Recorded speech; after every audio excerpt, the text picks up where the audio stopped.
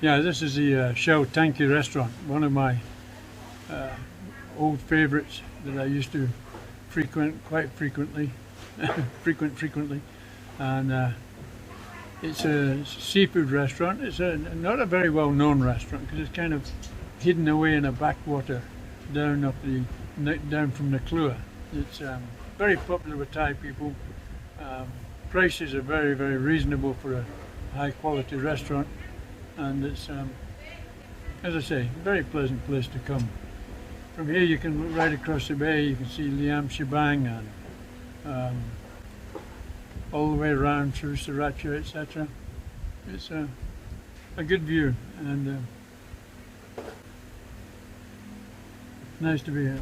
So let me just sum up on this video that I'm making. This is the third part that I've made. I don't want to sound as though I'm complaining or being morbid or wanting people to feel sorry for me, but because that's certainly not the case in actual fact. What I'm trying to do is to tell you what has happened to me, my experience of not doing enough research and homework before I came out here to take up the job.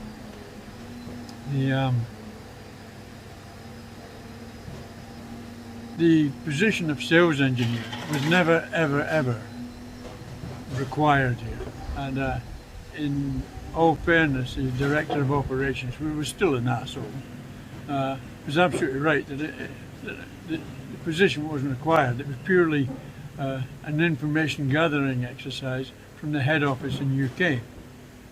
But when you take it that the total sum of the hardware that they had in the Far East was about 8 big cranes, the biggest one of the biggest in the world, a 1,300-ton crane, and a few crawler cranes, all meant to be on building sites, and one large mobile crane, 300-ton mobile crane.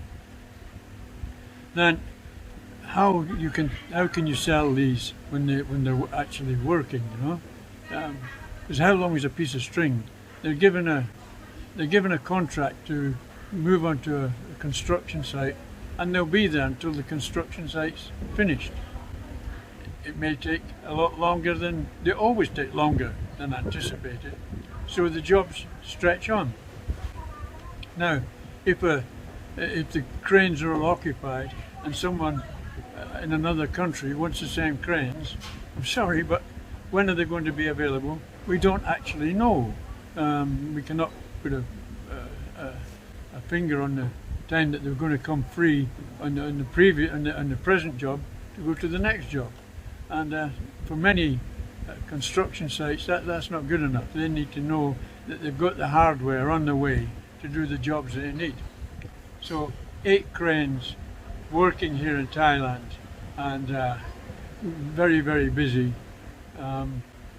What was I supposed to sell? Yes, I looked at other projects. In actual fact, the French project that I dug up, that came off. They did go to work in Indonesia, but I was gone by that stage. I was in working for the Australian company. So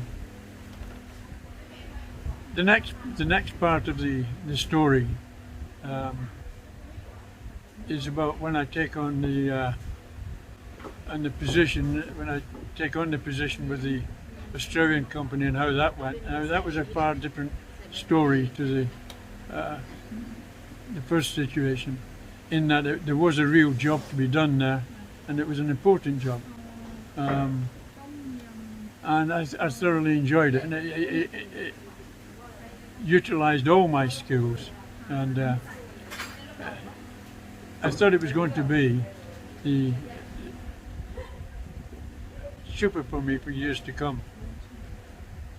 What I didn't know was, in a very short time, 18 months or so, it was going to come from that second dream job down to me spending 4 nights and 5 days in a Thai prison cell, and that was no pleasant experience, I can tell you. It's the whole experience, just 5 days, nearly killed me.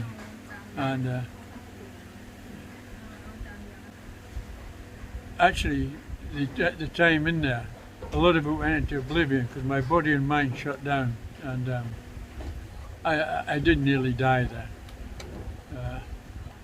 The other inmates apparently kept alerting the police that they thought I was dying, and it was no situation for a foreigner to find himself in, actually, particularly when there was no just cause for me to be there. And it was totally out of character. I've never been in trouble in my life, never had any criminal activities or whatsoever, never been involved in drugs. So to end up in a police cell above a police station in Thailand, sharing a cell with 14 other guys, is unbelievable, unbelievable. And you'll see, I'll tell you the story more in the next part of the series. So we're just waiting for a lunch now, and then we'll get on with that. And thank you for watching. Please take care. I hope you get your vaccine soon, and I hope that soon we will start to see life returning a little bit to normal. I think it's going to be several years here in Thailand before we see anything like normality again. And what that new normality will be, I am fairly confident it's not going to be anything like the old normality. I think there's big plans afoot to change many aspects, particularly to life here in Pattaya and areas like Pattaya. I think the governments and the local councils, etc., have all got plans on what they want to see after the COVID pandemic disappears. Thanks again. If you've liked this video, please subscribe. Please visit our website at www.talkofthailand.com,